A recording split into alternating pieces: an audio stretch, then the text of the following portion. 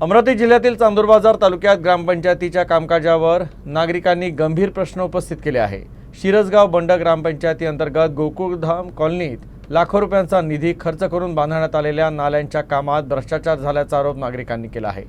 सांडपाण्याचा निचरा होत नसल्याने संतप्त नागरिकांनी आगळ्यावेगळ्या पद्धतीने निषेध नोंदवत ग्रामपंचायतीला आंदोलनाचा इशारा दिला आहे। चांदूरबाजार तालुक्यातील शिरसगाव बंड ग्रामपंचायत अंतर्गत गोकुळधाम कॉलनीमध्ये नाल्याच्या बांधकामावरून वाद निर्माण झाला। लाखो रुपयांचा निधी खर्च करून उभारण्यात आलेल्या नाल्यांमधून सांडपाण्याचा योग्य निचरा होत नसल्याने परिसरात मोठ्या प्रमाणात घाण पाणी साचत आहे।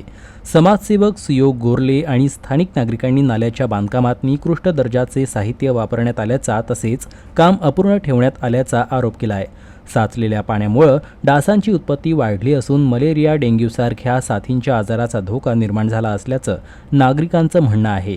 वारंवार तक्रारी करूनही ग्रामपंचायतीकडून कोणतीही ठोस उपाययोजना करण्यात आली नसल्याचा आरोप करत नागरिकांनी बेशरमाचे झाड लावून निषेध व्यक्त केला। पावसाळ्यापूर्वी नाल्याची स्वच्छता दुरुस्ती आणि सांडपाण्याच्या निचऱ्याची व्यवस्था न केल्यास ग्रामपंचायत कार्यालयासमोर तीव्र आंदोलन छेडण्यात येईल असा इशाराही नागरिकांनी दिला आहे।